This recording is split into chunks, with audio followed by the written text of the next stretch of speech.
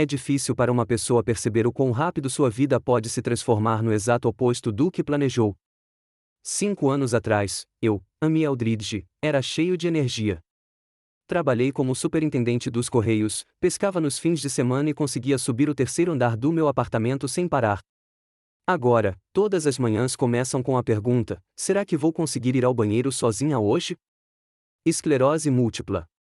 2 palavras que marcaram meus 65 anos de vida relativamente próspera. Primeiro, era só desajeitamento, derrubando objetos, tropeçando em coisas.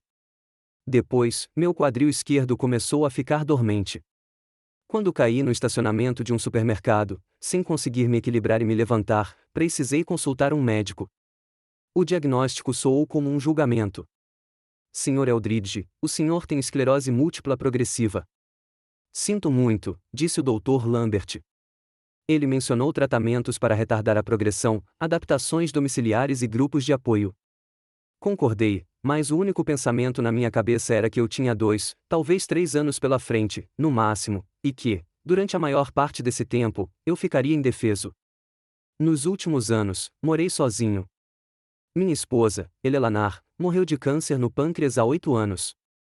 Moramos juntos por 32 anos, criando nosso filho, Garret.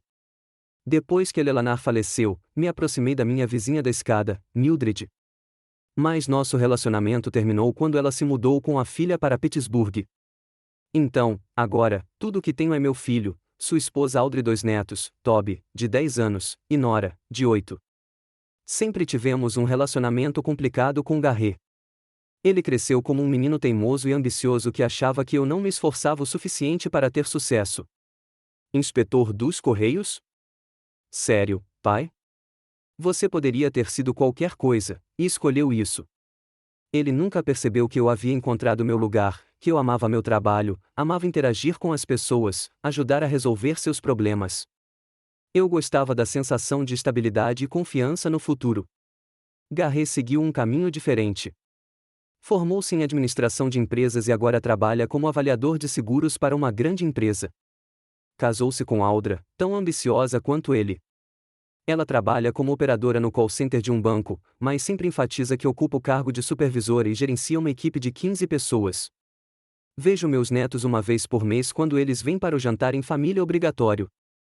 Eu costumava cozinhar sozinha, mas nos últimos 6 meses, ficou difícil cozinhar. Minhas mãos falham. Agora peço comida para entrega em um restaurante. Hoje é dia de jantar em família. Sento-me na minha cadeira favorita perto da janela e olho para a rua. Meu apartamento é pequeno, de 2 cômodos, mais iluminado e aconchegante. Eleanor sempre foi boa em deixar as coisas aconchegantes. Suas almofadas bordadas ainda estão no sofá. Sua coleção de sinos de porcelana na prateleira.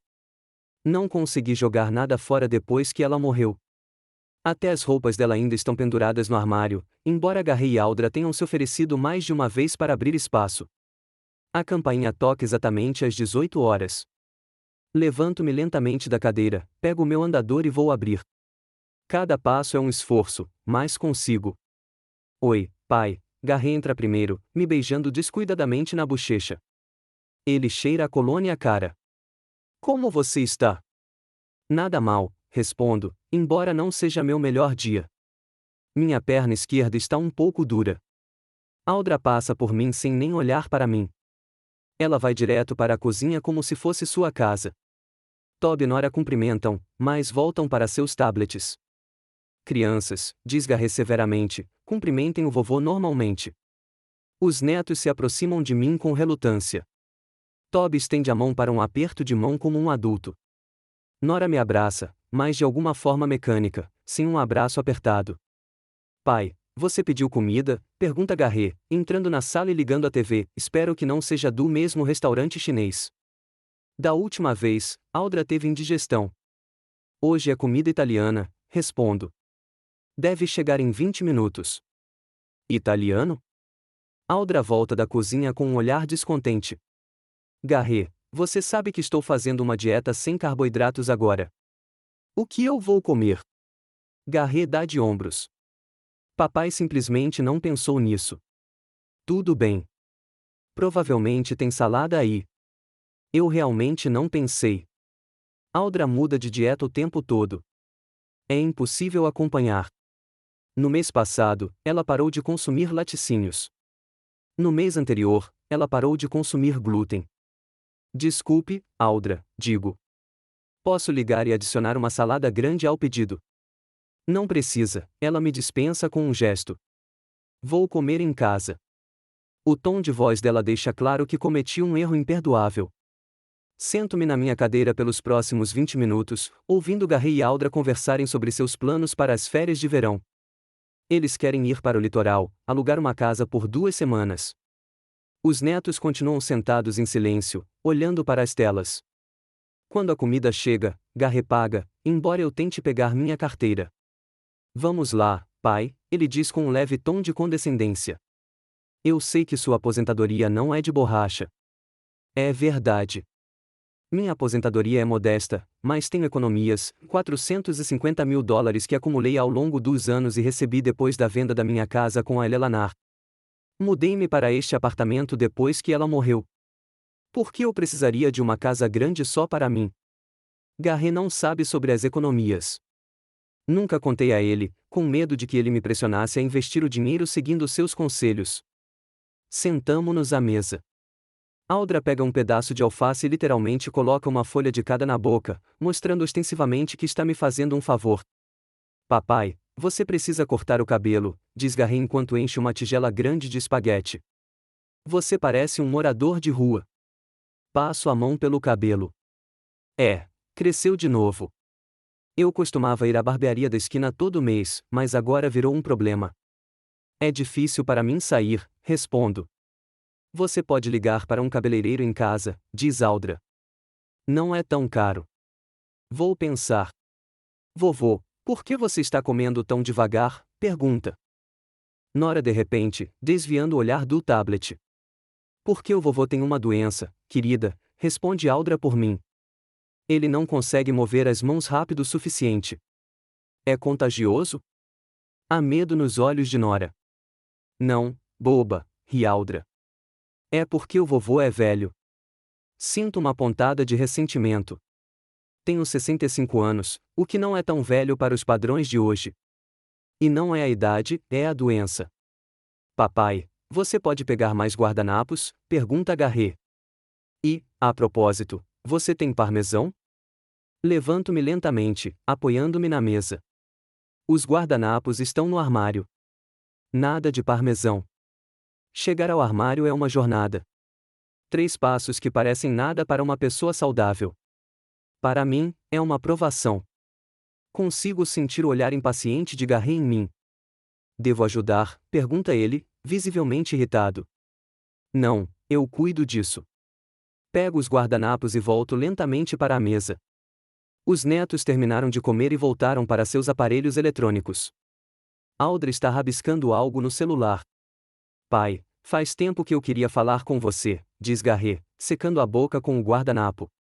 Audra e eu achamos que você deveria considerar uma casa de repouso. Congelo com o garfo na mão. Uma casa de repouso? Uma pensão para idosos, corrige Audra. Parece melhor. Eu sei o nome, digo. Mas eu não quero ir para lá. Garry suspira. Pai, seja razoável. Sua doença está progredindo. Em breve você não conseguirá mais cuidar de si mesmo. E haverá profissionais lá para cuidar de você. Eu ainda consigo cuidar de mim mesmo. Consegue? Garry coloca a mão ao redor da mesa. Você nem consegue fazer o jantar. Mal consegue andar. O que será daqui a 6 meses?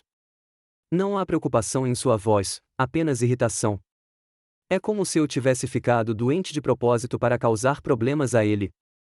Vovô, me empresta o controle remoto da sua TV? Toby pergunta de repente. Preciso mudar para o canal de esportes. Tem uma partida passando agora. Claro, eu digo, embora eu realmente queira assistir ao noticiário da noite. Pai, continua Garry, eu já dei uma olhada. Tem uma pensão bacana no subúrbio. Não é das mais baratas, mas é decente. Sua aposentadoria seria suficiente se você vendesse o apartamento. Eu não vou vender o apartamento, digo com firmeza. E eu não vou para uma pensão. Por que você é sempre tão teimoso? Garrett levanta a voz. Você já pensou em nós? Audrey e eu trabalhamos em tempo integral. Temos filhos. Não podemos cuidar de você o tempo todo. Não estou pedindo para você cuidar de mim. Quem vai? Você contratou uma enfermeira? Não. Então teremos que fazer isso eventualmente ou pagar alguém, e isso é caro. Audra coloca a mão no ombro de Garrett. Querido, não fique nervoso. Seu pai ainda não percebeu completamente a situação. Ela se vira para mim com um sorriso falso. Amy, estamos preocupados com você. Você ficará melhor em uma pensão. Há companhia, entretenimento, assistência médica. Vovô, me traga um pouco de água, por favor, pede Nora, mantendo os olhos no tablet. Nora, Audra a puxa de volta. Vovô não é garçom. Vá buscar sua própria água. Mas o tom com que ela diz isso e o olhar que ela lança para mim deixam claro que é isso que ela pensa, que eu sou um velho inútil agora, um fardo para a família deles. Nora se levanta relutantemente e vai para a cozinha. Um momento depois, sua voz sai. Mãe, não tem copos limpos. Audra revira os olhos e entra na cozinha. Eu a ouço dizer, meu Deus, o Amy parou de vigiar a casa. Está uma bagunça. Minha cozinha é perfeita. Só que ontem eu não consegui alcançar a prateleira de cima para colocar copos limpos, então os deixei na lava-louças. Quando Audra volta, ela me olha com indisfarçável pena. Amy, você sabe que isso só vai piorar, né? O médico te explicou o prognóstico? Sim, ele explicou. Tento manter a calma. Estou ciente da minha situação. Então por que você está sendo tão teimoso? Ela levanta as mãos. É para o seu próprio bem. Vovô, Toby intervém, é verdade que em breve você não vai mais conseguir andar? Toby, Garrett grita para ele. Não diga isso. Mas você mesmo disse à mamãe que o vovô logo vai virar um vegetal, responde Toby inocentemente. Silêncio. Garrett cora. Audra desvia o olhar. Sinto algo estalar por dentro, como um vegetal. É assim que eles me veem. Acho que você deveria ir, digo baixinho. Está tarde. As crianças têm escola amanhã. Pai, não foi isso que o Toby quis dizer, Garrett começa a se defender. Está tudo bem. Tento sorrir, mas não tenho certeza se estou conseguindo. Só estou cansado. Eles arrumam as coisas rapidamente, quase aliviados. Audra olha para a comida restante. Devemos tirar a mesa? Não precisa. Eu mesma limpo. Como quiserem, ela dá de ombros e empurra as crianças em direção à saída. Garrett permanece na porta. Pai, pense no que eu disse. É mesmo a melhor opção. Concordo com a cabeça só para fazê-lo sair mais rápido. Assim que a porta se fecha, volto lentamente para a mesa e me sento. Não tenho energia para limpar a mesa. Apenas sento e olho para a massa inacabada, para os guardanapos espalhados, para a mancha de molho que Toby deixou na toalha, como um vegetal. As palavras giram na minha cabeça. Meu próprio filho pensa isso de mim, e talvez ele tenha razão. Daqui a 1 ou 2 anos, estarei completamente desamparada. E depois? A pensão de que o Garrett fala é a última coisa que eu quero. Já vi lugares assim. Cheira a remédio e solidão. É um lugar onde as pessoas vivem fora, não dentro. Mas qual é a minha alternativa? Contratar um cuidador em tempo integral? Isso é caro. Minha aposentadoria não cobre. Vender o apartamento? Mas para onde eu iria? E então me dou conta. Tenho algumas economias, $450.000. Sempre pensei em deixá-las para o Garrett quando morresse. Mas e se eu as usasse agora? E se eu oferecesse esse dinheiro ao Garrett com a condição de que ele comprasse uma casa perto de mim? Uma casa com espaço para mim? Eu poderia morar com eles, ajudar a pagar as contas. Eles cuidariam de mim nestes últimos 1 ou 2 anos. É uma decisão inteligente, eu acho. Garrett receberia a maior parte da herança enquanto eu estivesse vivo, e eu teria os cuidados de uma família em vez das paredes frias de uma pensão. Posso até contratar uma enfermeira visitante por parte do dia, para não ser um fardo total para eles. Levanto-me lentamente e caminho até a secretária onde todos os meus documentos estão guardados.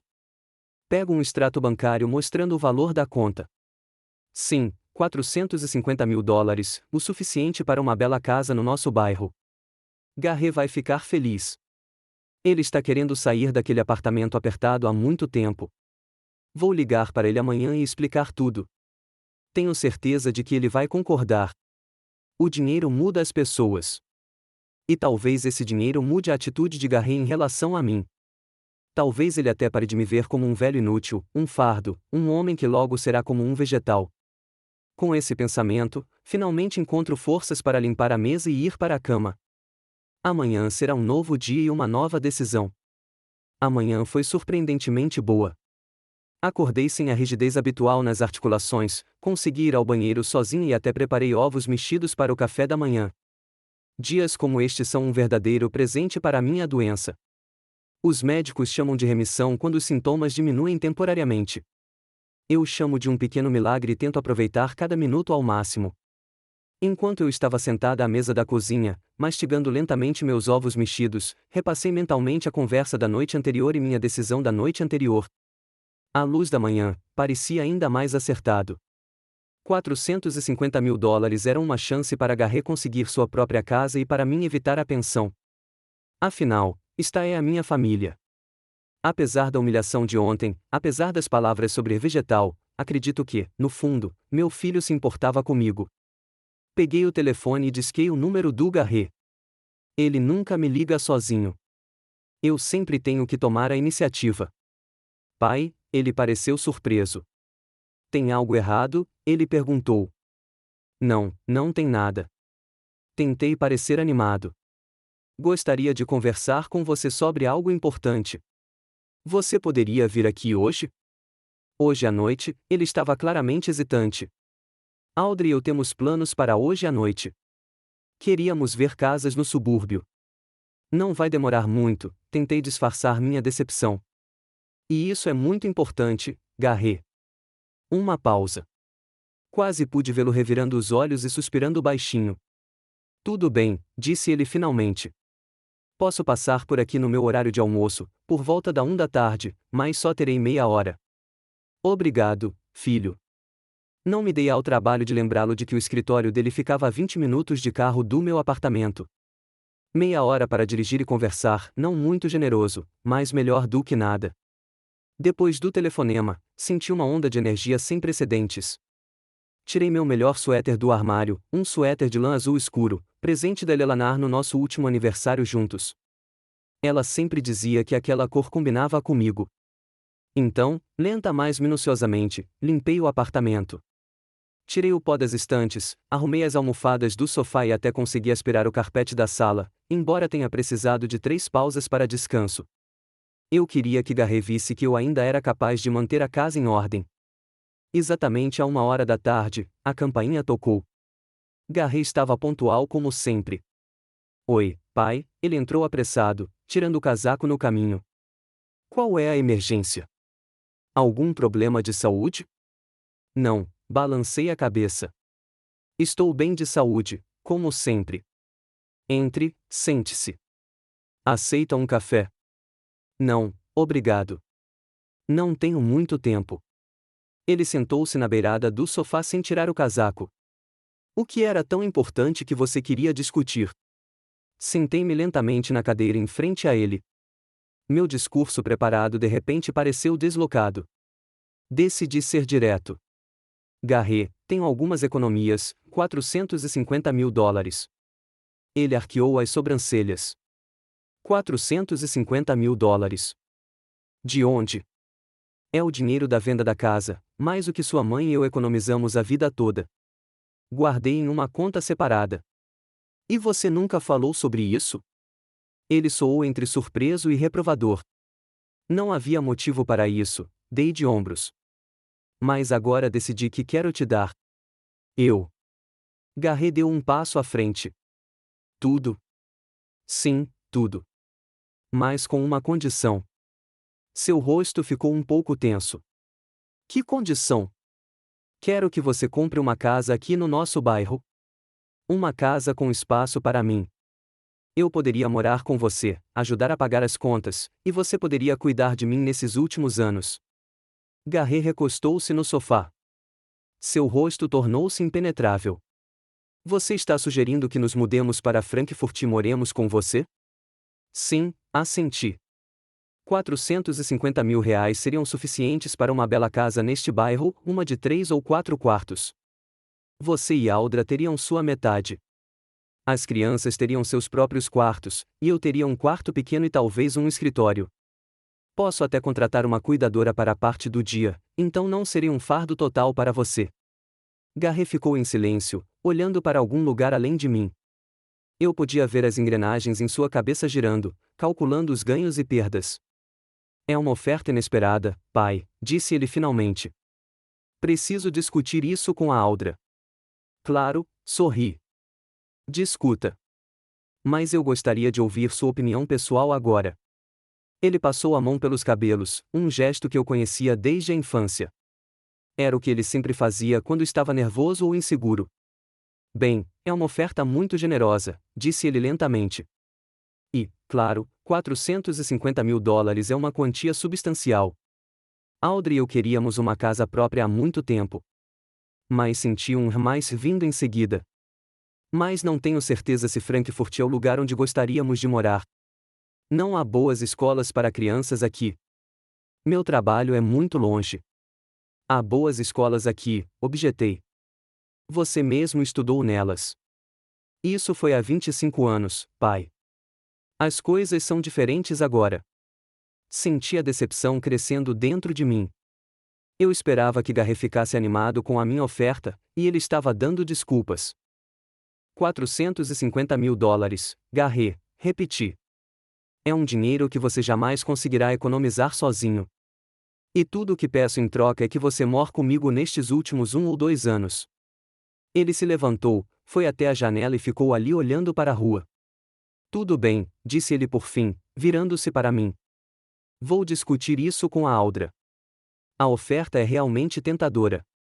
Algo em seu tom me deixou desconfiado, mas decidi ignorar. Afinal, eu estava lhe oferecendo uma grande quantia em dinheiro. Não era de se admirar que ele precisasse de tempo para pensar. Quando você pode me dar uma resposta? Perguntei. Vamos fazer isso amanhã, ele olhou para o relógio. Tenho que voltar ao trabalho. Certo. Levantei-me com dificuldade para acompanhá-lo até a porta. Me liga amanhã. Ele assentiu, me deu um abraço rápido, um pouco mais caloroso do que o normal, e foi embora. Passei o resto do dia estranhamente animada. Imaginei como viveríamos todos juntos na nova casa, como eu lera histórias para Nora e Toby à noite, como tomaria café da manhã com Garret antes de ele sair para o trabalho, como nos fins de semana almoçaríamos juntos no jardim. À noite, piorei. A remissão havia acabado. A rigidez nos meus braços e pernas havia retornado. Tive dificuldade para fazer o jantar, requintei o macarrão da noite anterior e fui para a cama cedo, sentindo-me física e emocionalmente exausta. No dia seguinte, Garret não ligou, nem no almoço nem à noite. Eu mesma não liguei. Não queria pressioná-lo. Talvez ele e Aldra precisassem de mais tempo para conversar. Mais 2 dias se passaram. Nenhuma ligação. Comecei a me preocupar. Talvez algo tivesse acontecido, ou ele estava apenas enrolando, sem saber como recusar educadamente? No terceiro dia, não aguentei mais e liguei para ele. Aldra atendeu o telefone. Ah, Amy, disse ela com uma leve alegria na voz. Como está sua saúde? Estou bem, respondi. Posso falar com o Garret? Infelizmente, ele não está em casa. Está em reunião com o corretor. Um corretor de imóveis? Meu coração disparou. Então, eles já tinham se decidido. Aldra estava claramente envergonhada. Estamos, analisando opções diferentes. Entendo, eu disse. Por favor, peça a ele para me ligar de volta quando voltar. Eu ligo, ela prometeu e encerrou a ligação rapidamente.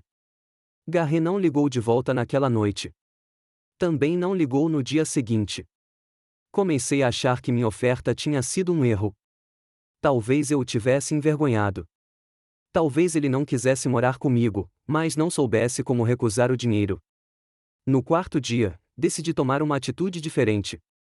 Liguei para minha vizinha, Doris Vilogugui. Ela tem 82 anos, mora do outro lado do corredor e costumamos nos ajudar. Doris, eu disse quando ela atendeu o telefone, você poderia me ajudar?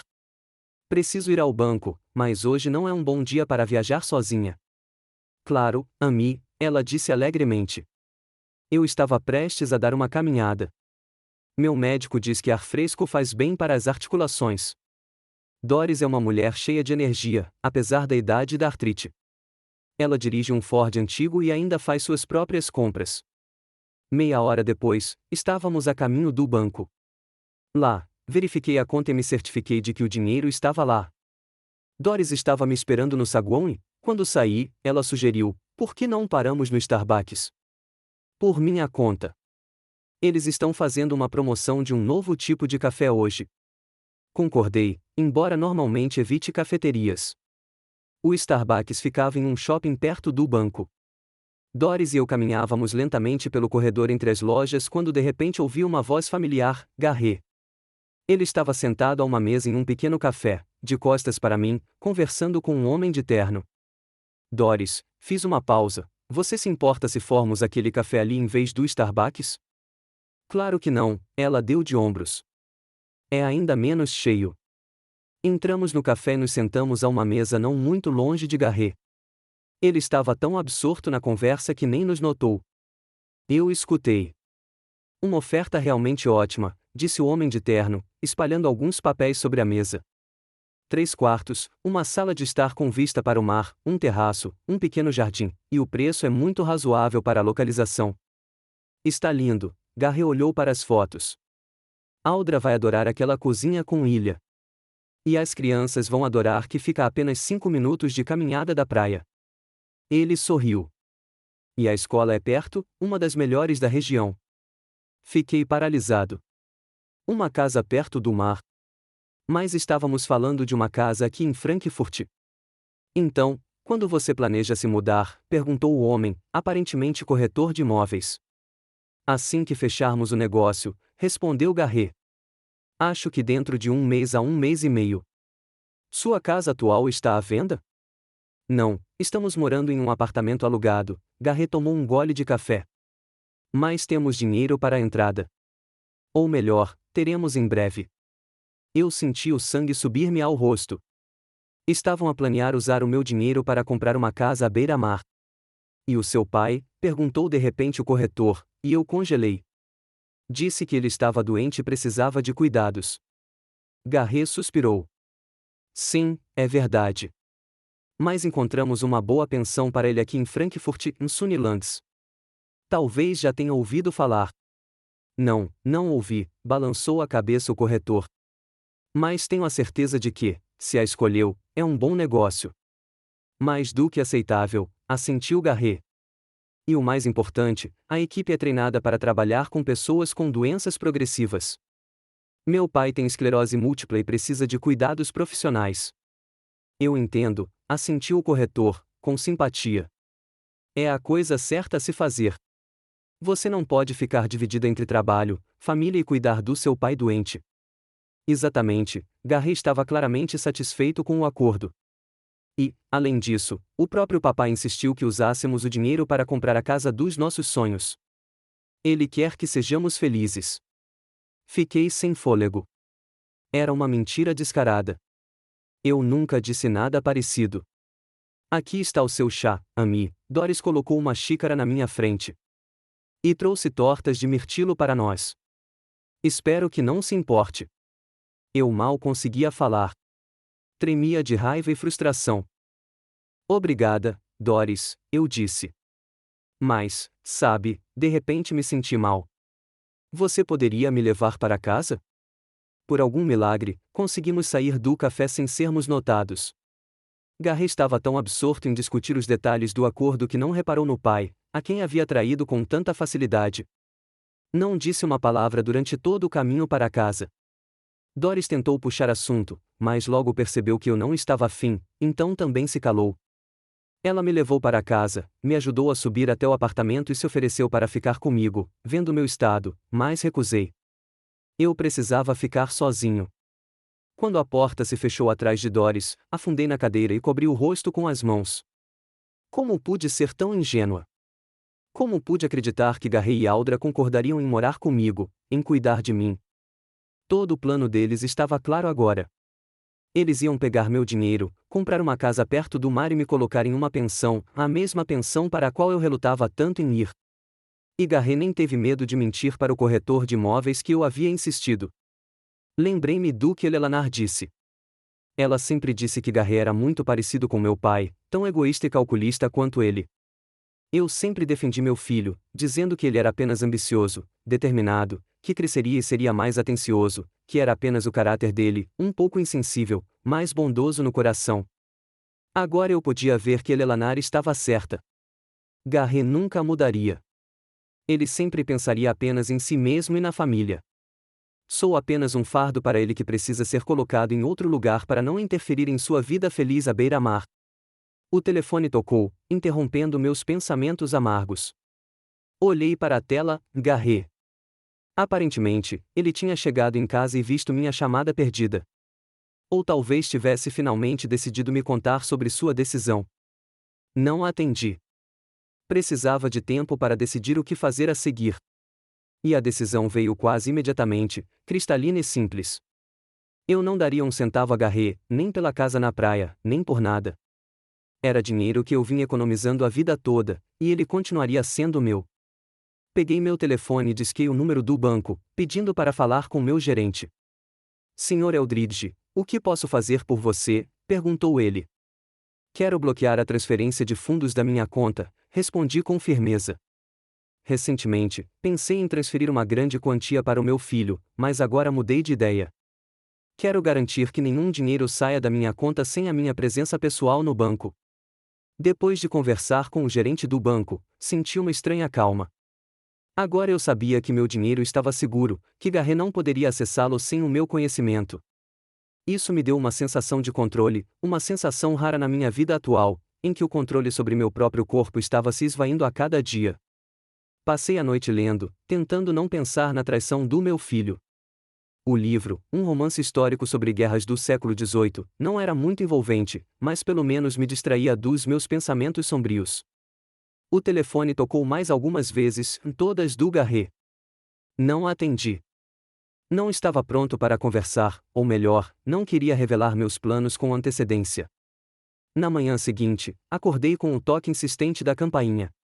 O relógio marcava 9 horas. Quem poderia ter chegado tão cedo? Me esforcei para sair da cama, peguei meu andador e caminhei lentamente até a porta. A campainha tocou novamente, com mais insistência. Já vou, murmurei, mesmo sabendo que não poderia ser ouvido na porta. Abri a porta e vi Garrett. Seu cabelo estava desgrenhado, a gravata torta e seus olhos vermelhos, como se ele não tivesse dormido. Finalmente, ele disse abruptamente, passando por mim e entrando no apartamento. Por que você não atende o celular? Estou tentando falar com você a noite toda. Eu estava dormindo, respondi calmamente, fechando a porta lentamente. E ontem à noite tomei banho. Deixei meu celular no outro quarto. Era mentira, mas eu não queria admitir que ignorei suas ligações de propósito. O que aconteceu? Perguntei, mesmo já tendo adivinhado. Garrett se virou para mim, o rosto contorcido de raiva e pânico. O que aconteceu? É sério que você está me perguntando isso? O dinheiro. O dinheiro sumiu. Foi isso que aconteceu. Caminhei lentamente até minha cadeira e me sentei, gesticulando para que Garrett se sentasse à minha frente. Ele permaneceu de pé, andando de um lado para o outro na sala. Que dinheiro? Perguntei, tentando manter a voz inocente. Não finja, pai, ele elevou a voz. Os 450 mil dólares de que você estava falando não estão na conta. Por que deveriam estar na sua conta? Perguntei, ainda calmo. Não na minha conta, mas na que você ia me dar. Garrett estava literalmente cuspindo palavras. Fui ao banco ontem para saber os detalhes da transferência, e o gerente disse que não havia dinheiro, que a conta estava vazia. Eu não esperava que ele fosse ao banco tão rápido. Aparentemente, depois da reunião com o corretor, ele decidiu não perder tempo. Estava com pressa para garantir o dinheiro. A conta não está vazia, eu disse calmamente. O dinheiro está lá. Você só não consegue acessá-lo. Garrett parou de andar, olhando para mim. Como assim, eu não consigo acessá-lo? Significa que mudei de ideia, olhei-o diretamente nos olhos. Não vou te dar esse dinheiro. Você o quê? Era como se ele não acreditasse no que ouvia. Mas tínhamos um acordo. Você ofereceu. Eu ofereci com uma certa condição, lembrei-o, você deveria comprar uma casa aqui em Frankfurt com espaço para mim, mas, em vez disso, vai comprar uma casa à beira-mar e me colocar em uma pensão. Garrett empalideceu. Sua boca abriu e fechou como um peixe encalhado. Onde você, e ele começou, mas eu o interrompi. Eu te vi ontem em uma cafeteria no shopping com um corretor de imóveis. Eu estava sentado na mesa ao seu lado e ouvi toda a conversa. Ele passou a mão pelos cabelos, o mesmo gesto nervoso que eu conhecia tão bem. Pai, você entendeu tudo errado, começou. Mas sua voz soou pouco convincente, até para ele mesmo. Entendeu mal? Sorri. Ouvi você falando sobre a casa na beira do mar, sobre ser uma caminhada de 5 minutos até a praia, sobre a linda cozinha para Audrey, sobre você encontrar um lugar para mim em Sunnylands. O que exatamente eu entendi mal? Foi só uma conversa preliminar, Garrett tentou se esquivar. Estamos analisando diferentes opções. E sim, uma delas é uma casa na beira do mar. E o mais interessante é que, continuei, ignorando as desculpas dele, você disse ao corretor que eu insisti que você comprasse a casa dos seus sonhos, que eu queria que você fosse feliz. Quando foi que eu disse isso, Garrett? Ele se jogou no sofá, perdendo de repente toda a energia. Pai, olha, começou em um tom diferente. Eu sei como isso parece, mas nós estávamos realmente pensando no seu bem. As instalações em Sunnyland são excelentes, equipe médica profissional. Você estará melhor lá do que conosco. Melhor para quem? Perguntei. Para mim ou para você? Para todos, disse Garrett. Você sabe que sua doença está progredindo. Em breve você não conseguirá mais andar. Vai precisar de cuidados constantes. Audrey e eu trabalhamos em tempo integral. Quem ficará com você? Quem vai te ajudar com o básico? Eu poderia contratar um cuidador para a parte do dia, lembrei a ele. Já falei sobre isso. Um cuidador de meio período não vai resolver o problema, Garrett balançou a cabeça. Uma pensão cuidaria de você 24 horas por dia. E eles estão socializando com outras pessoas da sua idade. Pessoas da minha idade, senti a raiva fervendo dentro de mim novamente. Tenho 65 anos, Garrett. Não é tão velho assim para os padrões de hoje. A idade média dos pacientes em Sunnylands é 85. Não tem ninguém da minha idade lá. Você está usando palavras, Garrett estava ficando irritado. A questão é que você precisa de cuidados profissionais, e uma pensão é o melhor lugar para isso. Sabe o que eu acho? Inclinei-me para a frente o máximo que meu corpo permitiu. Acho que é simplesmente conveniente para você e Audra se livrarem de mim. Me enfiarem numa pensão, irem para o mar com o meu dinheiro e voltarem uma vez por mês para uma visita formal para aliviar a consciência. Isso não é justo, Garrett se levantou de um salto. Nós nos importamos com você. Queremos o melhor para você. Se você se importasse comigo, respeitaria meus desejos, eu disse com firmeza. E deixei claro que não quero ir para uma pensão. Quero passar os últimos anos da minha vida com a minha família, não entre estranhos que cheiram a drogas e desespero. Você está sendo dramático, Garrett balançou a cabeça. Pensões modernas não são o que você pensa. Já estive em Sunnylands, eu disse. Há 3 anos, visitei George Parker, um antigo colega meu. Sei como as coisas funcionam lá, estéreis, impessoais, com cheiro de desinfetante e velhice. Garrett ficou em silêncio, aparentemente sem saber o que dizer. Finalmente, mudou de tática. Tudo bem, faça do seu jeito, disse ele com fingida resignação. Compraremos uma casa aqui em Frankfurt. Você vai morar conosco. Nós cuidaremos de você. É isso que você quer? Olhei para ele por um longo momento. Seus olhos corriam, sem encontrar os meus. Suas mãos esfregavam a barra do paletó. Ele estava mentindo. Só queria o dinheiro e achou que poderia me enganar de novo. Não, Garré, eu disse calmamente. Mudei de ideia. Não vou te dar esse dinheiro. Em hipótese alguma. Seu rosto se contorceu de raiva. A máscara de filho carinhoso havia caído. Você não pode fazer isso, gritou ele. Você sugeriu. Não pode simplesmente mudar de ideia. Eu posso, dei de ombros. É o meu dinheiro. Eu o ganhei. Posso usá-lo como quiser. Estávamos prestes a fechar um acordo, ele corria pela sala. Demos um sinal. Problema seu, eu disse. Eu não pedi para você dar um sinal e não prometi o dinheiro incondicionalmente. Você. Ele ofegava de raiva. Você armou tudo isso de propósito, não foi? Me atraiu com uma oferta de dinheiro e depois recusou. Isso é algum tipo de vingança perversa? Por que eu iria querer me vingar de você, Garré? Perguntei, genuinamente surpresa. Porque eu não estou vivendo a vida que você quer que eu viva, por não seguir seus passos, por não me tornar carteiro como você. Balancei a cabeça. Ele continuava sem entender. Eu nunca quis que você seguisse os meus passos, disse eu baixinho. Eu queria que você fosse feliz, que fizesse o que gosta, e tenha orgulho do que você conquistou. Mas estou decepcionado com o tipo de homem que você se tornou. Que tipo de homem? Ele semicerrou os olhos. Um homem que mente para o próprio pai. Um homem que discute como se livrar do pai como se ele fosse um pedaço de lixo. Um homem que fala do pai como se fosse um vegetal. Garré estremeceu. Lembrou-se daquele jantar em família malfadado e das palavras de Toby. Foi só uma figura de linguagem, murmurou. Não, Garré, balancei a cabeça. Foi o que você realmente pensa. E sabe qual é a parte mais triste? Você poderia simplesmente ter me dito a verdade, que não queria morar comigo, que você e Aldra sonham com uma casa à beira-mar.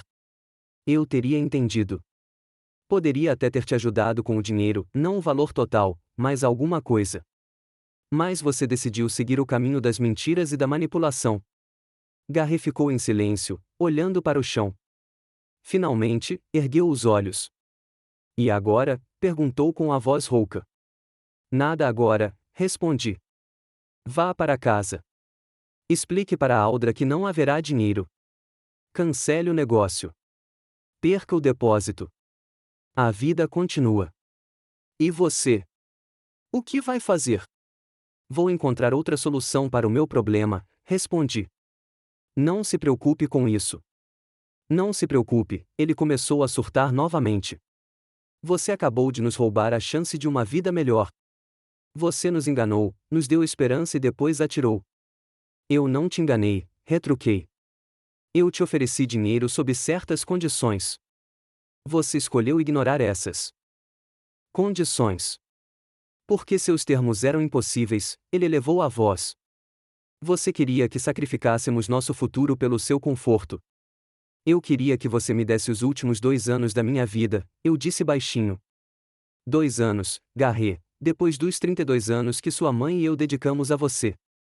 Ele desviou o olhar, mas depois me encarou novamente, desafiador. Não tente forçar a pena. Eu não pedi para você me dar a luz. Foi uma decisão sua, não minha. Senti algo se estilhaçar por dentro. Aquele não era mais meu filho. Ele era um estranho, um homem frio para quem a família era apenas um fardo. Acho que você deveria ir embora, eu disse calmamente. Ah, agora você está me expulsando, ele sorriu. Tudo bem. Sabe de uma coisa? Eu vou embora. Não vou voltar. E não vou levar as crianças. Que se lembrem de você como você é agora, não como um velho indefeso que não consegue nem ir ao banheiro sozinho. Suas palavras doeram mais do que ele percebeu. Privar-me dos meus netos foi cruel, mas não deixei que isso me afetasse. A decisão é sua, eu disse. Não vou forçar você nem as crianças a me visitarem. E não pense que vou cuidar de você quando piorar, ele continuou, claramente esperando me magoar ainda mais. Você escolheu ficar sozinha, então aceite isso. Eu aguento, eu disse simplesmente. Não se preocupe comigo. Ah, não vou me preocupar. Ele pegou o casaco. Você não existe mais para mim. Com essas palavras, ele saiu, batendo a porta com força. Permaneci sentado na cadeira, olhando para a porta fechada. Estranhamente, não senti tristeza nem arrependimento, apenas cansaço e um alívio estranho, como se o peso que eu carregava há anos finalmente tivesse caído dos meus ombros. Eu sabia que Garrett tinha dito aquilo com raiva, que talvez ele se acalmasse e mudasse de ideia, que talvez a gente fizesse as pazes de novo. Mas, no fundo, eu sabia que nosso relacionamento nunca mais seria o mesmo. Algo finalmente havia se rompido. E não era o dinheiro. O dinheiro só expunha algo que existia há muito tempo, a falta de amor verdadeiro e sincero entre nós. Levantei-me lentamente da cadeira e fui até a cozinha. Servi-me de uma xícara de chá e sentei-me perto da janela, olhando para a rua. A vida continuou. As pessoas se apressavam com seus afazeres, alheias ao pequeno drama familiar que se desenrolava no apartamento do terceiro andar. Eu tive que pensar no futuro, como continuar vivendo sem apoio familiar, como organizar meus cuidados conforme minha doença progredia, como administrar meu dinheiro. E então me lembrei da foto na estante, eu, Vernon e sua filha Evelyn. Imagino como ela está agora. Talvez eu devesse ligar para ela, convidá-la para um chá, só para conversar sobre livros, sobre a vida, e não oferecer dinheiro e um acordo. Seria rude e desrespeitoso, só para restabelecer o contato e saber como ela estava. Tomei um gole do meu chá e olhei para o celular. A ligação podia esperar até amanhã. Hoje, eu me senti exausta. O estresse emocional me esgotara tanto quanto a atividade física. Passei o dia inteiro em casa lendo e pensando. O telefone estava mudo. Nem Garrett nem Audra ligaram. Eu não esperava que ligassem. Mesmo assim, toda vez que eu passava pelo telefone, eu involuntariamente olhava para a tela. Naquela noite, recebi uma mensagem da Nora: Vovô, você realmente não quer mais nos ver? Meu coração se apertou. Garrett já tinha conseguido virar as crianças contra mim. Respondi: Nora, querida, fico sempre feliz em ver você e o Toby. Papai e eu tivemos um pequeno desentendimento, mas não tem nada a ver com você. Eu te amo e sempre amarei. Não houve resposta. Provavelmente, Garrett ou Audra viram minha mensagem e proibiram Nora de responder. Durante a noite, tive um sonho estranho. Eu era jovem e saudável, caminhando na praia com Eleanor e o pequeno Garrett. Estávamos construindo castelos de areia, rindo, correndo à beira da água. Garrett estava tão feliz, tão despreocupado. Ele me olhava com adoração, com amor. Quando acordei, havia lágrimas no meu travesseiro. De manhã, me senti melhor fisicamente, mas pior mentalmente. O vazio e a solidão voltaram com vigor renovado. Eu sabia que isso passaria, que eu me acostumaria à nova realidade, assim como me acostumei com a morte de Eleanor, assim como me acostumei com a minha doença. A gente se acostuma com tudo. Mas agora era difícil. Obriguei-me a levantar, lavar o rosto e tomar café da manhã. A rotina me ajudou a não cair em depressão. Depois do café da manhã, liguei para o banco e marquei uma consulta com um advogado para alterar o testamento. Então comecei a procurar o número da Evelyn Prescott na lista telefônica. Eu poderia ligar para a biblioteca, mas não tinha certeza se ela ainda trabalhava lá. Enquanto eu folheava a lista telefônica, a campainha tocou. Eu não esperava visitas. Talvez Garrett tivesse decidido voltar e continuar a conversa. Ou seria o carteiro com um pacote. Caminhei lentamente até a porta e a abri. Audra estava parada na soleira. Ela parecia estranha, sem maquiagem, com roupas simples e um rosto cansado. Posso entrar? Perguntou baixinho. Dei um passo para trás, deixando-a entrar. Ela entrou na sala e sentou-se no sofá, apoiando as mãos nos joelhos. Sentei-me na minha cadeira, em frente a ela. Garrett está furioso, ela começou sem preâmbulos. Ele diz que você nos enganou, que nos ofereceu dinheiro de propósito e depois recusou para nos humilhar. Isso não é verdade, respondi calmamente. Eu queria te ajudar a comprar uma casa, mas fui honesto quanto aos termos. A casa tinha que ser aqui em Frankfurt, e tinha que haver espaço para mim nela. Mas por que aqui? Ela perguntou. E havia genuína incompreensão em sua voz. Frankfurt não é um bairro dos bons. As escolas são medíocres. A infraestrutura é ultrapassada. Por que vocês são tão apegados a este lugar? Porque é a minha vida, respondi. Conheço cada rua, cada loja. Meus poucos amigos moram aqui. É aqui que me sinto em casa. Ela balançou a cabeça. Mas não é melhor começar do zero em um lugar novo, com novas oportunidades? Na minha idade, com a minha doença, novas oportunidades são uma perspectiva mais assustadora do que atraente, sorri. Não quero começar do zero. Quero passar o resto do meu tempo em um ambiente familiar e confortável, com as pessoas que amo. Audra olhou para mim como se estivesse tentando entender algo importante. Garrett disse, você não quer mais ver seus netos, disse ela finalmente. Isso não é verdade, balancei a cabeça. Eu amo o Toby e a Nora. Sempre ficarei feliz em vê-los. Foi o Garrett quem disse que não os traria mais para mim. Ele ficou furioso. Audra suspirou. Sabe como ele fica quando está bravo? Ele diz coisas das quais se arrepende. Eu sei, assenti. Ele sempre foi assim, desde criança. Ficamos em silêncio por um momento. Então Audra falou novamente, Amy, eu entendo como você se sente, mas nos entenda também. Nós realmente queremos o melhor para as crianças. Uma casa à beira-mar não é apenas uma moda passageira. É uma oportunidade para elas crescerem em um bairro limpo, frequentarem uma boa escola e terem amigos de boas famílias. Eu entendo, eu disse. E não estou te julgando por esse desejo. Só estou pedindo que seja honesta comigo, que não faça promessas que não tem intenção de cumprir. Ela assentiu sem olhar para mim. E agora? Perguntou, repetindo a pergunta de Garrett do dia anterior. Agora, cada um seguirá seu próprio caminho, respondi. Você viverá a sua vida, e eu viverei a minha. Espero que, com o tempo, o ressentimento passe e possamos reconstruir algum tipo de relacionamento pelo bem das crianças, se não pelo nosso. Tem certeza de que consegue lidar com isso sozinha? Pela primeira vez, ela pareceu genuinamente preocupada. Sua doença. Vou encontrar uma solução, eu disse. Não se preocupe comigo. Ela se levantou, claramente se preparando para ir embora. Sabe, disse ela na porta, o Garrett te ama de verdade. Ele só não sabe como demonstrar. Eu sei, eu disse. E eu o amo. Mas às vezes o amor não basta. Ela assentiu e saiu, fechando a porta silenciosamente atrás de si. Depois que Audra saiu, fiquei sentado na cadeira por um tempo, olhando pela janela. Nossa conversa havia deixado um gosto estranho, amargo e esperançoso ao mesmo tempo. Por um lado, eu havia perdido meu filho. Por outro, eu havia conquistado a liberdade, liberdade da manipulação, da culpa, das falsas expectativas.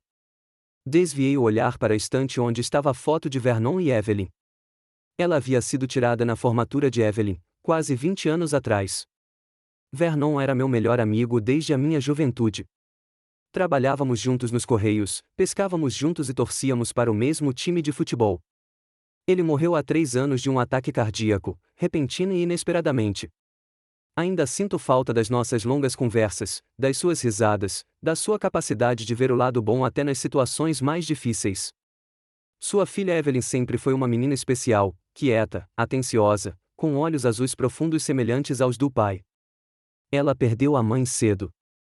Evelyn Prescott morreu de câncer quando Evelyn tinha apenas 12 anos. Vernon criou a filha sozinho, e eu frequentemente o ajudava com conselhos. Afinal, eu tinha experiência como pai, embora não fosse bem-sucedido, como civil. Evelyn cresceu como uma menina inteligente e culta. Formou-se em biblioteconomia e conseguiu um emprego na Biblioteca Municipal de Frankfurt. Frequentemente nos encontrávamos lá quando eu ia buscar livros novos. Ela sempre encontrava algo interessante para mim, algo que eu talvez não tivesse escolhido, mas que acabou sendo exatamente o que eu precisava ler naquele momento. Ela e eu compartilhávamos o amor pela literatura clássica. Podíamos passar horas discutindo Dickens e Tolstói, Hemingway e Fitzgerald. Ela sempre me surpreendeu com a profundidade de sua compreensão e suas interpretações inusitadas de textos familiares. Era interessante conversar com ela, uma qualidade rara em nossa época.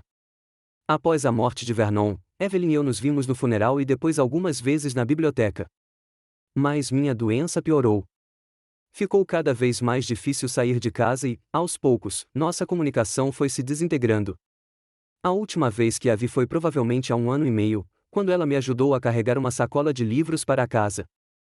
Lembro-me de que, naquela época, ela parecia abatida e cansada. Quando perguntei se ela estava bem, ela ignorou, dizendo que era só muito trabalho. Mas Vernon me disse uma vez que, depois de um casamento fracassado, Evelyn tinha dívidas, seu ex-marido não era o homem mais honesto, e trabalhar em uma biblioteca, apesar de todo o seu valor intelectual, nunca lhe rendeu muito dinheiro. Eu me perguntava como ela estaria agora. Peguei meu celular e comecei a procurar o número dela. Eu tinha um antigo anotado quando Vernon ainda estava vivo, mas não tinha certeza se ainda era válido.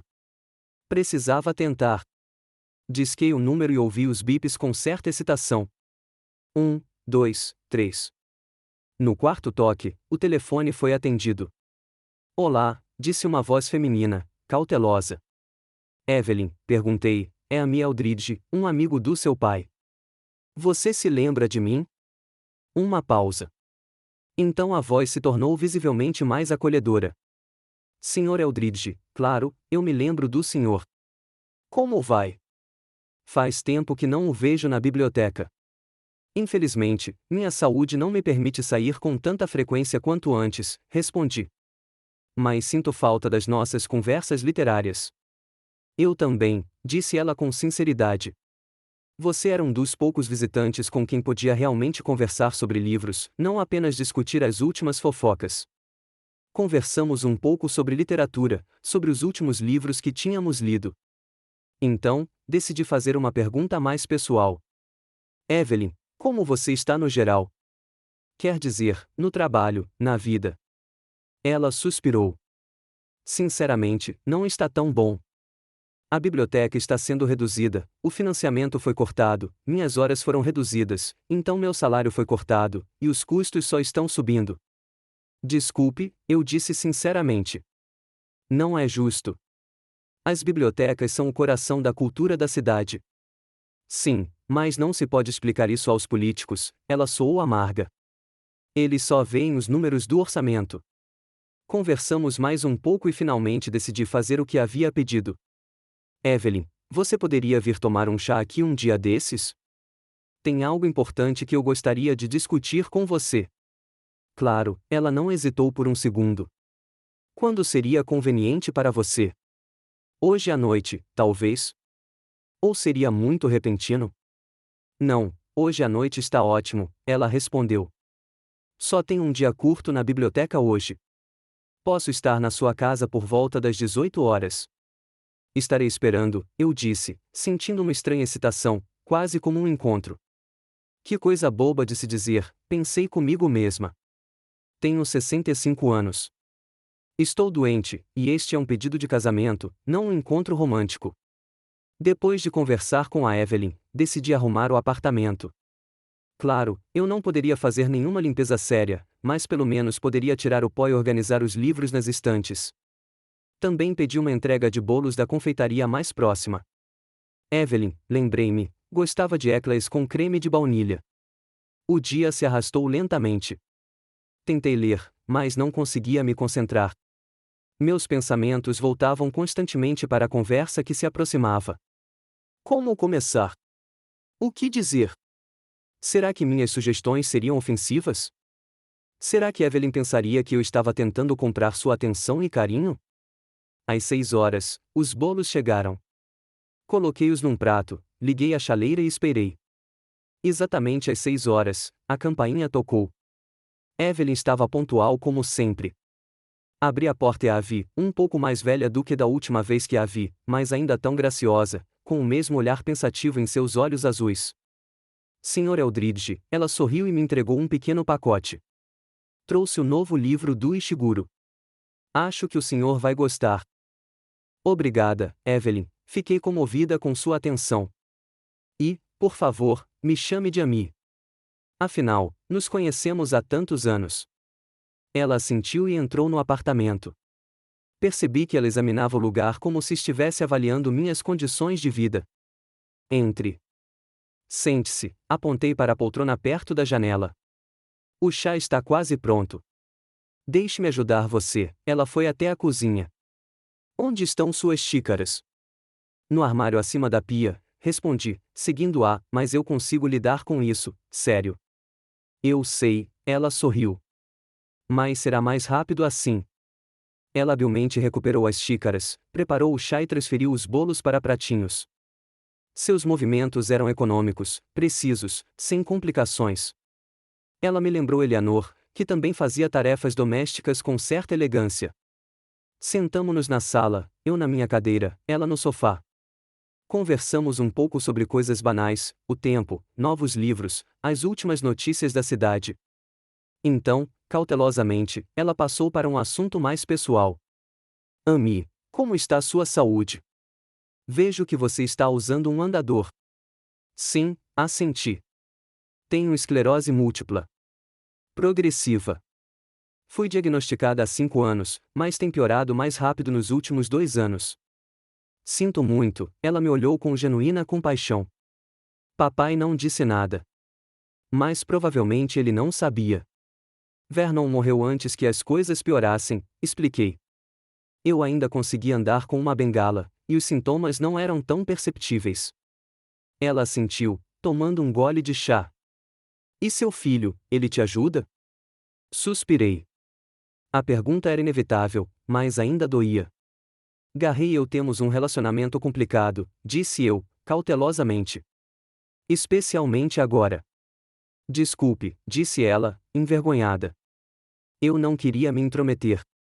Está tudo bem, eu disse com um aceno de mão. Ele e eu temos visões diferentes sobre a vida, sobre compromisso, sobre família. Não falei sobre a nossa briga, sobre a traição do Garry. Teria sido inapropriado. Continuamos nossa conversa, pulando de assunto em assunto. Evelyn falou sobre seu trabalho na biblioteca, sobre os cortes de verbas e sobre como era difícil fazer os jovens lerem. Percebi que ela evitava falar sobre sua vida pessoal, então não perguntei.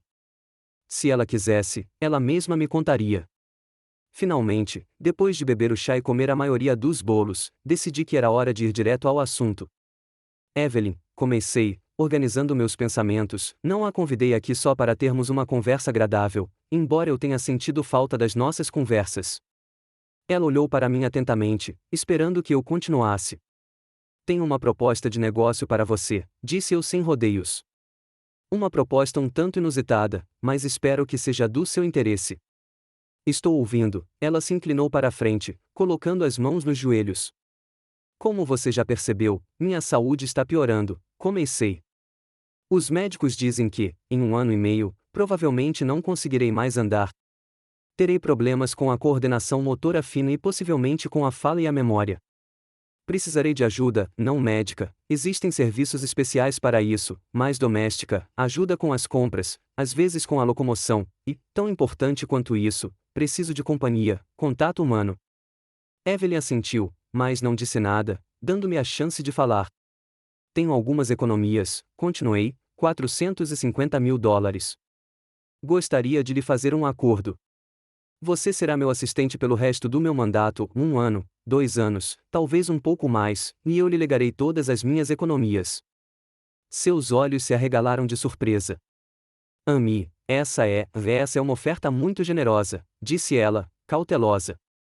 Mas por que eu? Você tem um filho, uma família. Com o Garry, como eu disse, temos uma relação complicada, suspirei. Para ser sincera, ele quer me internar em um asilo e se esquecer de mim, e eu não quero passar o resto da minha vida entre estranhos, em um ambiente estéril e impessoal. Entendo, ela assentiu. Mas, ainda assim, por que eu? Porque você é a pessoa com quem estou interessada, respondi simplesmente. Uma pessoa com quem posso conversar sobre livros, sobre a vida, sobre qualquer coisa. Porque você era filha da minha melhor amiga, e eu sei que Vernon a criou para ser honesta e decente. E porque, pelo que me lembro das nossas conversas, você poderia usar o dinheiro. Ela baixou os olhos, visivelmente envergonhada pela última frase. Sim, estou com problemas financeiros, admitiu baixinho. O divórcio me deixou com dívidas que ainda estou pagando. E com o horário de funcionamento da biblioteca reduzido, o dinheiro tem estado curto. Mas não quero que pense que vou fazer isso só pelo dinheiro. Não, assegurei-lhe. Se soubesse, não teria feito essa oferta. Ela hesitou, olhando pela janela. Não a apressei, percebendo que a decisão não era fácil. Quais seriam exatamente minhas responsabilidades? Ela finalmente perguntou. Vir à minha casa algumas vezes por semana, respondi.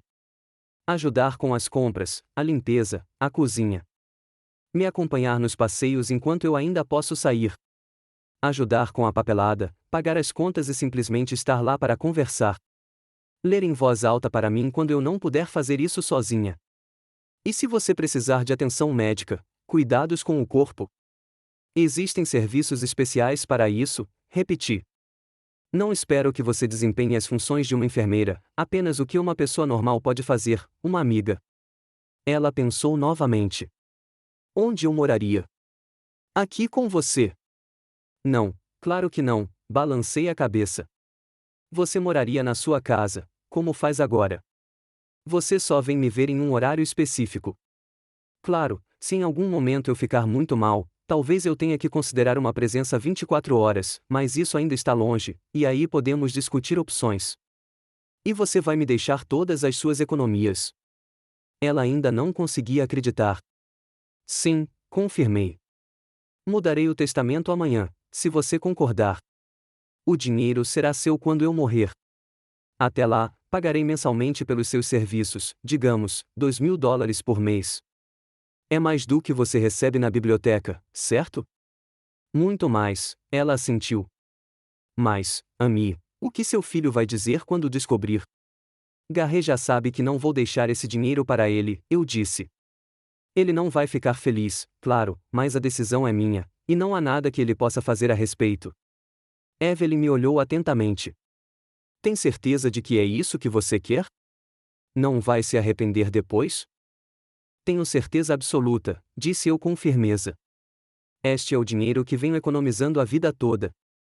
Quero que vá para a pessoa que tornará meus últimos anos dignos e confortáveis, não para alguém que me vê apenas como um fardo. Ela ficou em silêncio novamente, e eu pude ver que ela estava realmente pensando seriamente sobre minha proposta, pesando os prós e os contras. Preciso de tempo para pensar, disse ela por fim. É uma decisão muito séria. Claro, concordei. Entendo. Quanto tempo você precisa? Me dê até amanhã, ela pediu. Te ligo amanhã à noite e te dou uma resposta. Certo, concordei. Isso é razoável. Conversamos mais um pouco sobre pequenas coisas, e logo ela foi embora, prometendo ligar no dia seguinte. Fechei a porta atrás dela e voltei para minha cadeira, sentindo-me estranhamente aliviado. Eu havia feito a oferta, expressado o que queria dizer. Agora a decisão cabia a Evelyn. Passei a noite pensando, será que eu estava fazendo a coisa certa? Será que eu tinha me precipitado em pedir a mão dela? Será que eu deveria ter pensado em outras opções? Mas quanto mais eu pensava nisso, mais me convencia de que aquela era a melhor solução.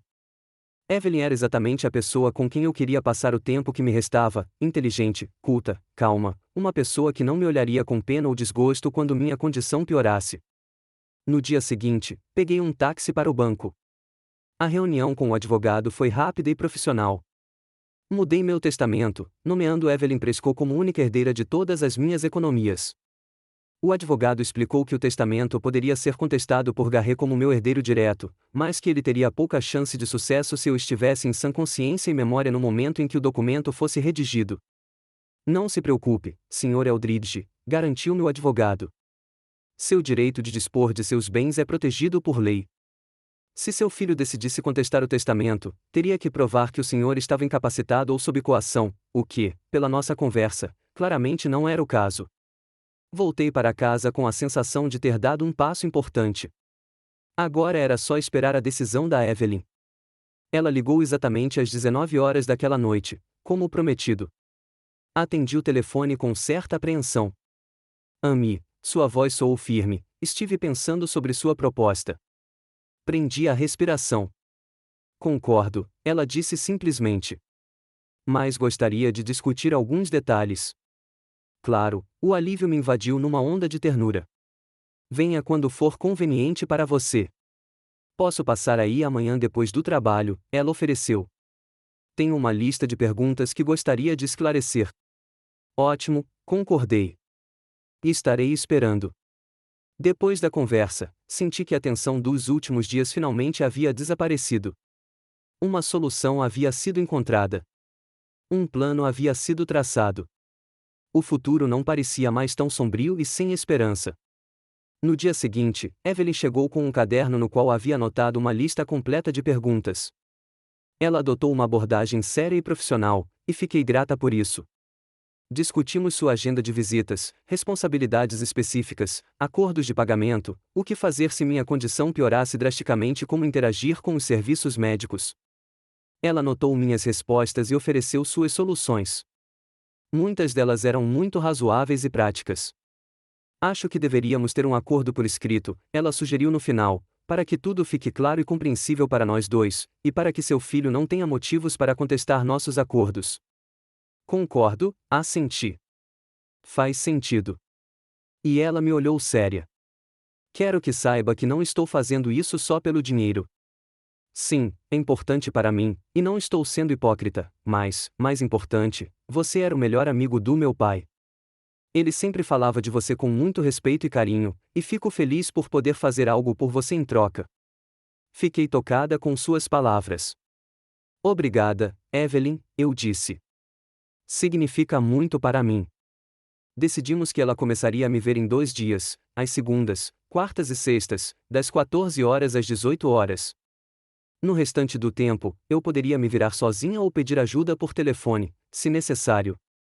À medida que minha condição piorava, ajustávamos a agenda. Quando Evelyn foi embora, senti um calor invadir minha alma. Pela primeira vez em muito tempo, não tive medo do futuro. Eu sabia que haveria alguém que cuidaria de mim, não por obrigação ou dinheiro, mas porque realmente se importava. Peguei meu telefone e disquei o número do Garret. Não sei por que fiz isso. Talvez eu quisesse compartilhar minha decisão. Ou talvez eu só quisesse ouvir a voz dele. Ou talvez dar a ele outra chance. Ele não atendeu. O telefone caiu na caixa postal após o 5º bip. Não me dei ao trabalho de deixar recado. O que eu poderia dizer? Ei, filho, acabei de te deserdar em favor da filha do meu falecido amigo. Isso teria sido cruel e inútil. Desliguei o telefone e fui até a janela. Começava a chover lá fora, com um tempo bom e quente.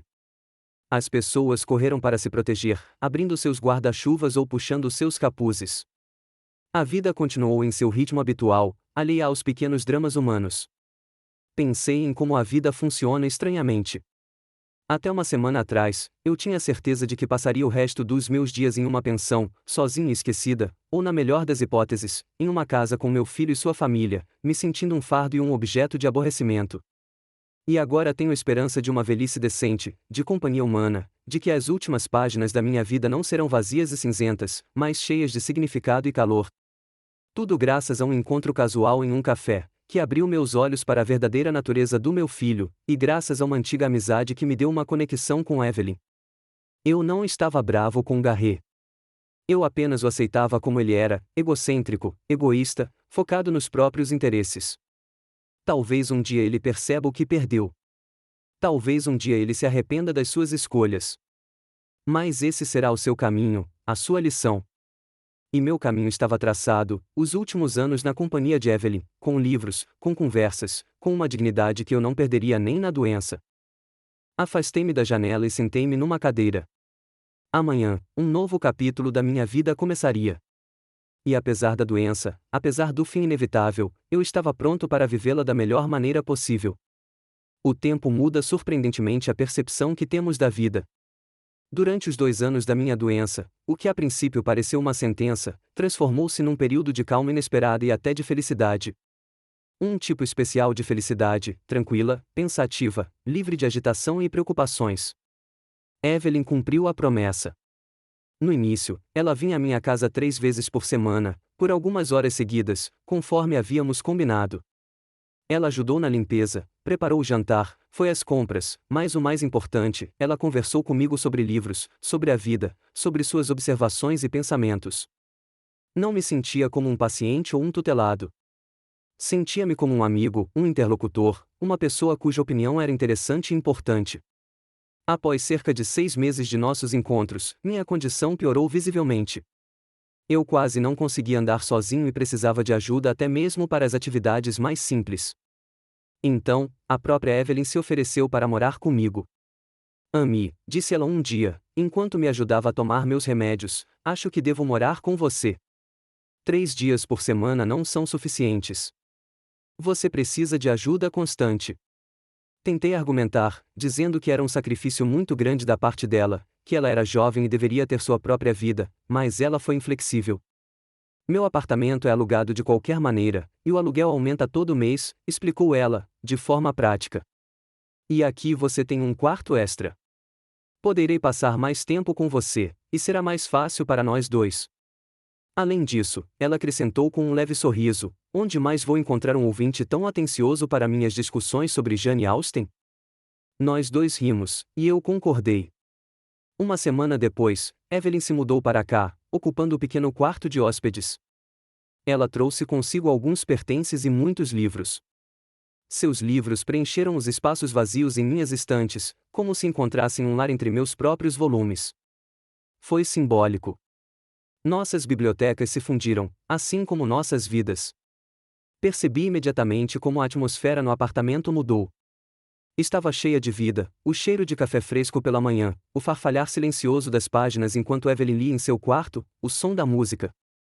Ela adorava música clássica e às vezes a tocava ao fundo.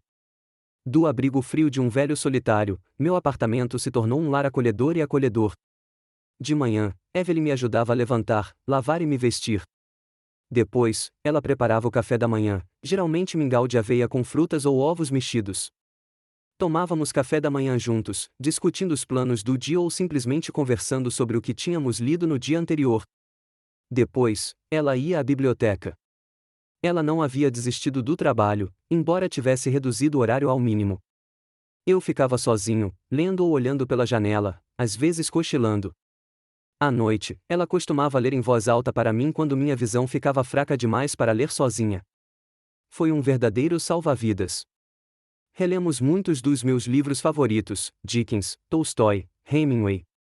Também descobrimos novos autores que eu só tinha ouvido falar, mas nunca tinha lido, Haruki Murakami, Donna Tartt, Khaled Hosseini. Evelyn lia expressivamente com a entonação correta, às vezes parando para que pudéssemos discutir uma passagem ou pensamento particularmente interessante. Uma noite, quando terminamos O Velho e o Mar de Hemingway, compartilhei com ela meus pensamentos sobre a vida e a morte. Sabe, Evelyn, eu disse, olhando pela janela para o céu se pondo, eu tinha medo da morte. Não do fim, mas de partir sem ter feito algo importante, sem ter concluído alguma obra importante da minha vida. Agora percebo que foi um erro. Não existe trabalho principal, nem grande objetivo. Existe apenas a vida, dia a dia, minuto a minuto. E é importante vivê-la conscientemente, plenamente. Evelyn ouviu atentamente sem interromper. Acho, continuei, que agora, quando meu corpo está falhando, estou vivendo mais plenamente do que quando era saudável, porque aprecio cada momento, cada raio de sol, cada gole de chá, cada conversa com você. É muito parecido com o budismo Zen, disse ela, pensativa. Consciência, estar presente no momento. Talvez a doença seja uma espécie de meditação forçada. Sorri. Talvez seja, embora eu prefira meditação voluntária em um corpo saudável. Nós dois rimos, e a conversa mudou para outros assuntos. Mas essa reflexão sobre o valor do momento, a importância de estar presente, tornou-se um dos pontos centrais das nossas conversas. Evelyn sempre me contava sobre sua vida, sobre sua infância, a perda de sua mãe, seu relacionamento difícil com seu pai na adolescência, seu casamento fracassado. Não havia autodepreciação ou autopiedade em suas histórias, apenas uma aceitação calma dos fatos e uma tentativa de aprender com eles. Eu achava que o amor era como nos romances, disse ela, folheando fotos em um álbum antigo, apaixonado, avassalador, dramático. Foi por isso que me casei com o Nate. Ele era assim mesmo, impetuoso, imprevisível. Só mais tarde percebi que por trás daquela imprevisibilidade havia apenas irresponsabilidade. Ele não sabia ou não queria cuidar dos outros. E agora? Perguntei cautelosamente. Gostaria de conhecer alguém? Ela pensou por um momento antes de responder. Não sei. Às vezes acho que estou perdendo algo importante por estar sozinha. Mas aí penso, e se o que eu procuro não estiver em um relacionamento romântico? E se a verdadeira intimidade pudesse estar na amizade, em interesses compartilhados, em criatividade compartilhada? Como você e eu? Perguntei meio brincando. Sim, ela sorriu, e lágrimas brilharam em seus olhos. Como você e eu, Amy. Foi um daqueles momentos de sinceridade que se interpunham entre nós com mais frequência à medida que meu estado de saúde piorava. Era como se a aproximação da morte estivesse varrendo todas as convenções, todas as barreiras, permitindo-nos falar apenas sobre as coisas mais importantes. Cerca de um ano depois de começarmos a viver juntos, aconteceu um acontecimento que eu esperava e temia ao mesmo tempo. Garré ligou. Eu não falava com ele desde a nossa briga, embora ocasionalmente recebesse notícias dele e dos netos por meio de conhecidos em comum. Eu sabia que eles não tinham comprado a casa à beira-mar. Aparentemente, sem o meu dinheiro, o plano não era viável. Eu sabia que Toby estava com dificuldades na escola e que Nora tinha começado a fazer balé. Mas não houve contato direto. Evelyn tinha me trazido o telefone quando ele tocou. O nome do filho dela apareceu na tela. É o Garré, disse ela baixinho. Quer que eu atenda? Não, balancei a cabeça. Eu pego. Apertei o botão de atender e uma voz familiar preencheu a sala. Coloquei no viva-voz para não precisar ficar segurando o telefone. Pai, sou eu, Garré. Olá, filho, respondi calmamente. Faz tempo que não tenho notícias suas. Já faz um tempo. Eu podia sentir a tensão em sua voz. Como estava a sua saúde? Tão bem quanto se pode esperar, eu disse, piorando, mas não estou reclamando. Disseram-me que há uma mulher morando com você, ele foi direto ao ponto, sem mais delongas. Sim, Evelyn Prescott, filha do meu falecido amigo Vernon. Ela está me ajudando. Entendo, disse ele baixinho. Pai, estive pensando na nossa última conversa, no que aconteceu. Eu estava errado. Me desculpe. Não respondi de imediato. Seu pedido de desculpas soou forçado, falso. Ou talvez fosse minha amargura que me impedia de acreditar em seu remorso. Por que exatamente você se desculpa, Garré? Perguntei finalmente. Tudo, ele suspirou. O jeito como falei com você. As coisas que planejamos sem você saber. A maneira como demorei tanto para ligar. E por que você decidiu ligar agora? Pausa. Eu quase consegui ouvi-lo escolhendo as palavras. Sinto sua falta, disse ele finalmente. E as crianças sentem sua falta. A Nora pergunta por você o tempo todo. Ela tem. Não consegui esconder a dúvida na minha voz. Achei que você não queria que me vissem para se lembrarem de mim como sou agora, não como um velho indefeso. Não foi isso que você disse da última vez que nos encontramos? Pai, eu estava com raiva, disse ele com um tom suplicante. Eu não estava pensando. Claro, eu quero que as crianças vejam você. Você é o avô delas. Olhei para Evelyn. Ela estava na janela, fingindo não ouvir, mas pude ver seus ombros tensos. Garré, eu disse, cansada, vamos ser honestos um com o outro. Você não está ligando porque sente minha falta. Está ligando porque descobriu que mudei meu testamento. Silêncio. Um longo silêncio que revelou mais do que quaisquer palavras. Quem te contou? Ele disse finalmente. Ninguém.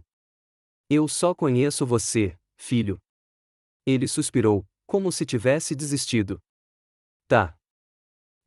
Ouvi falar do Eric Jenkins, seu vizinho. Ele disse que você vai deixar todo o seu dinheiro para uma mulher que mora com você agora. É verdade? Sim, não vi sentido em negar. Evelyn será minha única herdeira. Pai, sua voz tornou-se áspera. Você tem noção do que isso parece? Um homem velho e doente reescrevendo um testamento em favor de uma jovem que apareceu de repente em sua vida. Qualquer tribunal veria a manipulação. Você vai processar, Garret? Perguntei sem rodeios. Se for preciso, ele não negou. Não é justo, pai. Sou seu filho. Esse dinheiro deve ficar na família. Família? Senti a raiva crescendo dentro de mim. A mesma família que queria me colocar no internato e ir embora para o mar com o meu dinheiro? A mesma família que não me ligava nem me visitava há mais de um ano? Pai, eu pedi desculpas, ele elevou a voz. O que mais você quer de mim? Sinceramente, respondi baixinho. Quero que você admita que veio pelo dinheiro, não porque sente minha falta. Houve outra pausa, e então sua voz, sem pretensão. Ok. Sim. Estou preocupado com o dinheiro porque é muito dinheiro, e pode mudar nossas vidas. Dar aos nossos filhos uma educação melhor, melhores oportunidades. Isso é tão ruim assim? Não é natural para um pai querer o melhor para seus filhos? É natural, concordei. Assim como é natural para um avô querer o melhor para os netos, mas não à custa da sua dignidade, não à custa de passar os últimos anos da vida sozinho e desesperado. Poderíamos visitá-la, disse ele rapidamente. Regularmente, todo fim de semana. Você poderia morar conosco. Garret, interrompi-o, chega. Nós dois sabemos que são palavras vazias. Você só vem agora que sabe do dinheiro. Se não fosse por ele, você não teria ligado. Isso não é verdade, ele quase gritou. Prove, eu disse calmamente. Venha nos visitar. Sem conversa sobre dinheiro. Sem tentar me convencer a mudar meu testamento. Como um filho para o pai. Traga as crianças. Vamos restaurar o relacionamento, não pela herança, mas pelo nosso próprio bem. Ele não disse nada. Eu quase consegui ouvir as engrenagens girando em sua cabeça, tentando encontrar uma saída para a armadilha em que se metera. Não posso tão cedo, disse ele finalmente. Audrey e eu temos uma agenda bem apertada, e as crianças têm aula. Entendo, suspirei. Então não temos mais nada para conversar, Garret. Não vou mudar o testamento. Evelyn cuidou de mim quando você não pôde cuidar de mim. Ela merecia aquele dinheiro, não como pagamento por serviços prestados, mas como reconhecimento por sua gentileza e humanidade. Pai, espera, ele parecia quase desesperado. Não vamos ter pressa. Talvez possamos nos encontrar em território neutro, num café ou num restaurante. Garret, eu quase não saio de casa, lembrei-o, é difícil para mim me locomover. Bem, então, ele hesitou, estarei lá na semana que vem. Sábado. Ok, concordei, embora não acreditasse que ele viria. Sábado, às 14 horas, estarei esperando.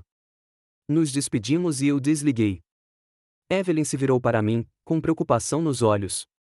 Você está bem? Perguntou baixinho. Sim, sorri fracamente, só cansada. Ele vem no sábado? Duvido, balancei a cabeça. Mas mesmo que ele faça isso, não vai mudar nada. Minha decisão continua a mesma. Evelyn assentiu e apertou minha mão gentilmente. Sabe, disse ela, pensativa, às vezes penso no meu pai, em como brigávamos quando eu era adolescente, em como eu o culpava por todos os meus problemas, e mais tarde, quando fiquei mais velha, percebi que ele estava fazendo o melhor que podia, dadas as circunstâncias. Talvez seu filho perceba isso um dia. Talvez, não argumentei, mas nunca mais o verei. Chegou o sábado, mas Garret não apareceu. Não ligou. Não mandou mensagem pedindo desculpas. Ele simplesmente não apareceu. Não fiquei surpresa, mas ainda senti uma pontada de decepção. Não tanto por causa do meu filho, eu não esperava mais muito dele, mas por causa dos netos. Senti falta de Toby e Nora, da franqueza infantil deles, das perguntas e das risadas. Mas, aparentemente, eles não estavam destinados a fazer parte do final da minha história. Com o passar do tempo, minha condição continuou a piorar. No final do meu segundo ano com Evelyn, eu mal conseguia sair da cama. Meus braços não me ouviam. Minha fala ficou arrastada. Apenas a minha consciência permanecia límpida, tão límpida que às vezes parecia uma maldição. Eu entendia tudo, percebia tudo, mas não podia fazer nada em relação ao meu próprio corpo, que me traía dia após dia. Evelyn estava por perto o tempo todo. Ela havia deixado o emprego na biblioteca, em parte porque eu precisava de cuidados constantes, em parte porque o financiamento finalmente havia sido cortado e seu cargo, reduzido. Agora ela dedicava todo o seu tempo a cuidar de mim, me alimentando com uma colher quando eu não conseguia mais segurar talheres, me ajudando com a higiene quando eu não conseguia mais controlar minhas funções naturais, lendo em voz alta para mim quando minha visão estava quase completamente perdida.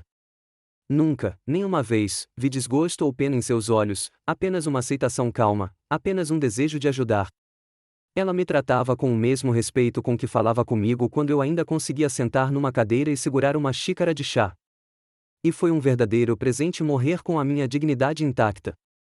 Certa manhã, enquanto ela enxugava meu rosto com uma toalha úmida, cruzei meu olhar com ela e tentei sorrir. Obrigada, sussurrei com dificuldade, por tudo. Ela percebeu que eu não me referia apenas a esse cuidado em particular. De nada, Amy, disse ela suavemente. Você fez o mesmo por mim. Como? Fiquei genuinamente surpreso. O que eu poderia ter feito por você nessas condições? Ela hesitou, escolhendo as palavras. Você me deu um propósito, disse ela por fim, ou seja, uma sensação de que eu era necessária, de que eu estava fazendo algo importante, e você se tornou minha família, a família que eu não tinha desde a morte do meu pai. Senti lágrimas brotarem em meus olhos. Ela as enxugou delicadamente. Sabe, ela continuou, sentando-se ao meu lado na beira da cama, quando você me ofereceu este acordo pela primeira vez, eu aceitei principalmente pelo dinheiro. Eu estava desesperada.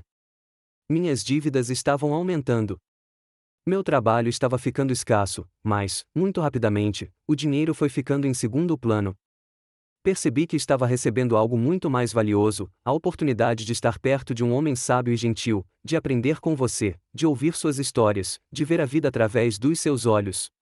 Eu queria responder, dizer o quanto ela significava para mim, mas as palavras não saíam. Apenas olhei para ela, esperando que meus olhos transmitissem o que meus lábios não conseguiam. Ela entendeu. Inclinou-se e beijou minha testa. Eu sei, Amy. Eu também te amo. Tenho pensado muito sobre minha vida nessas últimas semanas, sobre o que fiz e o que não fiz, sobre meus sucessos e meus erros, sobre as pessoas que amei e as pessoas que me amaram. Pensei em Eleanor, minha esposa, que partiu antes de mim, em como sonhávamos em envelhecer juntos, sentados na varanda de casa, assistindo ao pôr do sol, de mãos dadas. O destino havia decretado o contrário. Mas eu era grata pelos 32 anos que tivemos, por cada dia ao lado dela. Pensei em Vernon, meu melhor amigo, com quem compartilhamos alegrias e tristezas, pescaria e cerveja, conversamos sobre política e esportes, sobre como a vida funciona estranhamente. A filha dele agora cuidava de mim nos meus últimos dias. É como se uma parte de Vernon ainda estivesse perto de mim. Pensei em Garret, meu filho, em onde errei na criação dele, no que fiz de errado. Talvez eu tenha sido muito compassiva. Ou talvez eu tenha sido muito exigente. Talvez ele simplesmente tenha nascido assim, egoísta, egocêntrico. Eu não sabia as respostas para essas perguntas. Eu só sabia que, apesar de tudo, eu amava e me perdoava pelos erros que talvez tivesse cometido ao criá-lo. Fiz o que achei certo na época. É tudo o que qualquer um de nós pode fazer. Pensamentos de perdão me levaram a pensar em Garret. Será que eu o havia perdoado? Pensei nisso por um longo tempo, e a resposta honesta foi não. Eu não estava bravo com ele. Não lhe desejava mal, mas não conseguia perdoar sua traição, sua disposição de me abandonar para seu próprio benefício. Talvez essa tenha sido minha fraqueza final, minha incapacidade de perdoar meu próprio filho. Mas decidi ser honesta comigo mesma nestes últimos dias. Chegou o dia em que percebi que estava prestes a morrer. Não houve premonições ou sinais dramáticos, apenas um conhecimento interior, uma aceitação quase calma do fato. Pedi a Evelyn que se sentasse ao meu lado. Em breve, sussurrei, poupando minhas forças. Ela entendeu na hora. Assentiu e apertou minha mão. Estou aqui, disse ela simplesmente. Estarei bem aqui. Leia, fiz um gesto fraco em direção à estante. O que foi, Amy? Elliot, eu disse com dificuldade. Os 4 quartetos.